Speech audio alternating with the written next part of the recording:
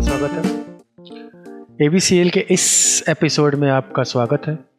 और यहाँ हम डायनामिक सीखने जा रहे हैं। तो आइए देखें कि डायनामिक स्टार्ट करने के लिए हमें किस तरह की प्रिपरेशन की ज़रूरत है। ठीक है, तो मैं ये मान के चल रहा हूँ कि आपको बेसिक नॉलेज है माया की। आपने माया खोल के देखा हुआ है, नहीं भी देखा है तो कोई इशू नहीं है। ठीक है, हम लोगों को क्या करना है, सबसे पहली चीज़, जब आप माया खोलते हैं और हमें डायनामिक्स करना है, तो डायनामिक्स में हम पार्टिकल्स पहले पढ़ेंगे। तो सबसे पहले आपको क्या करना है, कुछ ज़रूरी चीज़ें जो हैं हमें स्टार्टिंग में करनी है। ठीक है, तो उन सबसे ज़रूरी चीज़ों में से जो मुझे ज़रूरी चीज़ें लगेंगी वो मैं आपको बताता हूँ कि मैं क्या करूँगा इसके लिए। ठीक है, बहुत सारे लोग अलग अलग चीज़ें करेंगे, हम यहाँ से स्टार्ट करेंगे। देखिए ये वाला पोर्शन आप देख रहे हैं, यहाँ से आपको सेल्फ बनाना है। मॉडलिंग में हम ये करते हैं, हम यहाँ पे भी करेंगे। न्यू सेल्फ बनाएंगे जिसका मैं नाम रख दूँगा ABCL। ठीक है, डायनामिक्स। ओके, अब देखिए क्या हो गया, ABCL डायनामिक्स नाम से मेरे पास एक सेल्फ क्रिएट होके आ गया। इस सेल्फ में मैं ज़्यादातर जो चीज़ें रखता हूँ वो यहाँ भी रखूँगा, प्लस जिस चीज़ की ज़रूरत मुझे डायनामिक्स में पड़ेगी मैं उनको धीरे धीरे ऐड करता रहूँगा। ठीक है, तो मेरी प्रेफरेंस के लिए सबसे पहली चीज़ मैं रखूँगा यहाँ पे फ्रीज ट्रांसफॉर्मेशन। ये आपको मिलेगा, शिफ्ट और कंट्रोल दबाएंगे और फिर इस पर क्लिक करेंगे तो आपको मिल जाएगा। ठीक है, सेंटर पिवट, ठीक है, और डिलीट बाय टाइप हिस्ट्री। ठीक है, ये तीनों चीज़ें मुझे मिल गई। शिफ्ट और कंट्रोल दबा के क्लिक करना होता है। शिफ्ट और कंट्रोल मैंने दबा लिया और उसके बाद मैं आइकन पे, मतलब जो लिखा हुआ है उस पर क्लिक करूँगा तो आप देख सकते हैं ये ऐड हो गया। Right click, delete. ठीक है, आसान है। नाउ ये है प्रॉपर किसी भी चीज़ के स्टार्टअप के लिए जब आप काम कर रहे हैं तो ये तीन चीज़ों की ज़रूरत आपको सबसे ज़्यादा पड़ती है। ठीक है, जो यहाँ भी पड़ेगी हमें टाइम टू टाइम। नाउ इसके अलावा मुझे क्या करना है डायनामिक्स पे स्टार्ट करने के लिए, तो सबसे पहली चीज़ जो मुझे चाहिए यहाँ पर सबसे पहली चीज़ जो मुझे चाहिए वो होगा, यहाँ से जाऊँगा मैं मॉडलिंग किट। ठीक है, तो मॉडलिंग मैं नहीं कर रहा हूँ तो मैं यहाँ से जाऊँगा FX। ठीक है, तो आप यहाँ से मेन्यू सेट से FX निकालेंगे। FX निकालते आप देखिए विंडो के बाद से सारी चीज़ें बदल गई हैं आपके लिए। ठीक है, तो इन्हीं में से मुझे एक चीज़ की ज़रूरत जो मैं बार बार यूज़ करूँगा लाइव इंटरेक्शन के लिए, जिसको हम बोलते हैं इंटरैक्टिव प्लेबैक। ठीक है, ये मैं आपको दिखाऊंगा ये क्यों यूज़ करते हैं, एक मैं इसको यूज़ करूँगा बार बार।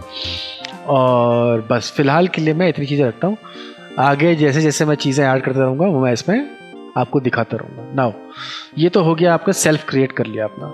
दूसरी चीज़, अब सबसे पहली चीज़ क्या है कि ये सेल्फ क्रिएट करने के बाद आपको कुछ चीज़ें ऐसी होती है जो मॉडलिंग में आपको ज़रूरत नहीं पड़ती, टेक्सचरिंग में आपको ज़रूरत नहीं पड़ती, लेकिन यहाँ आपको उन चीज़ों की सख्त ज़रूरत पड़ने वाली। तो विंडो में जाएंगे आप। ठीक है, आप यहाँ से और देखिए आपको यहाँ से ये सारी चीज़ें जो दिख रही हैं, ठीक है, उनमें से अगर कुछ चीज़ें ऑफ हों तो आपको टाइम स्लाइडर चाहिए ही चाहिए, याद रखिएगा।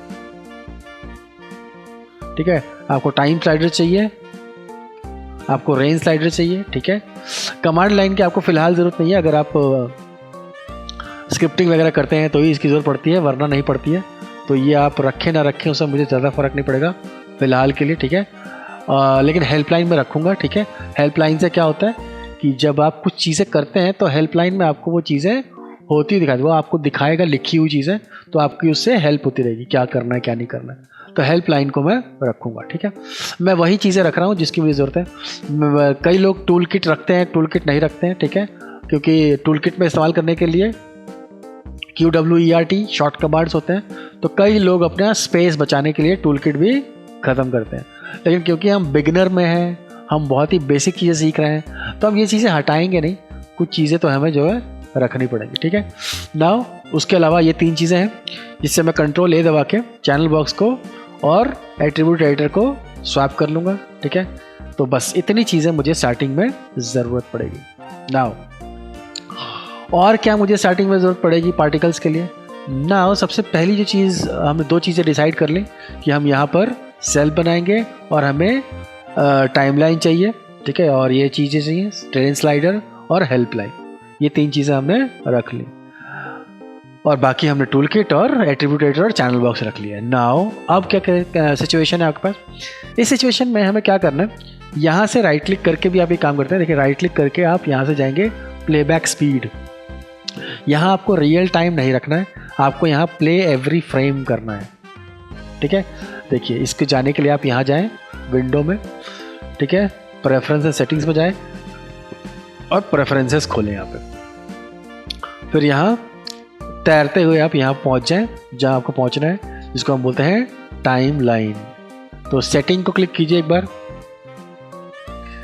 सेटिंग में नहीं है, देखो यहाँ टाइम स्लाइडर दिख रहा है, यहाँ पे यहाँ क्लिक कीजिए आप।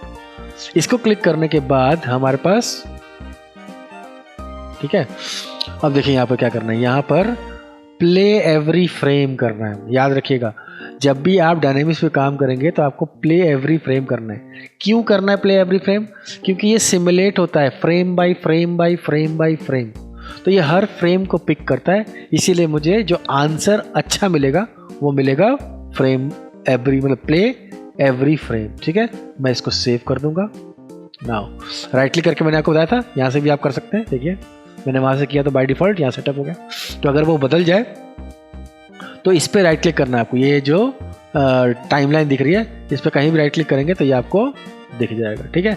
नाउ ये है मेरी पहली कहानी कि मेरे को क्या क्या सेटअप करना है ये स्टार्ट करने से पहले, ठीक है। तो और हमारे पास कुछ ऐसी चीज़ें हैं, आप चाहें तो इसका डायनेमिक्स का चेंज एक और चीज़ करते हैं, आप यूनिट सेटअप भी बदल सकते हैं। फिलहाल तो मैं यूनिट सेटअप को नहीं छेड़ रहा हूँ, लेकिन आप चाहें तो सेटिंग में जाके यूनिट सेटअप को बदल सकते हैं, ठीक है। कि जब हम ग्रेविटी कौन से एरिया में कितनी लगेगी, वो मीटर्स में काम कर रही है, यार्ड में काम कर रही है, फुट में काम कर रही है, ठीक है। तो आप वो भी बदल सकते हैं, लेकिन फ़िलहाल मैं इसको अभी छोड़ रहा हूँ, लेकिन भविष्य में मैं इसको ज़रूर बदलूँगा तो आपको बताऊँगा। तो फ़िलहाल के लिए जो स्टार्टअप की चीज़ें हैं वो है कि आप एक सेल बना लीजिए जिसमें ये बेसिक सेटअप रख लीजिए। आपके पास टूल बॉक्स होना चाहिए, आपके पास यहाँ चैनल बॉक्स एट्रीब्यूट एडिटर होना चाहिए, टाइम स्लाइडर होना चाहिए, रेंज स्लाइडर होना चाहिए, कमांड लाइन होनी चाहिए, और राइट क्लिक करके या सेटिंग में जाके आपको प्ले एवरी फ्रेम वाले पार्ट को पिक करना है। ये आप छोटी छोटी चीज़ें बड़ा ध्यान रखिएगा, और इसके बाद हम शुरू करेंगे अपने नेक्स्ट क्लास में पार्टिकल सिस्टम को, ठीक है। तो तब तक के लिए पढ़िए, पढ़ाइए, ज्ञान बढ़ाइए।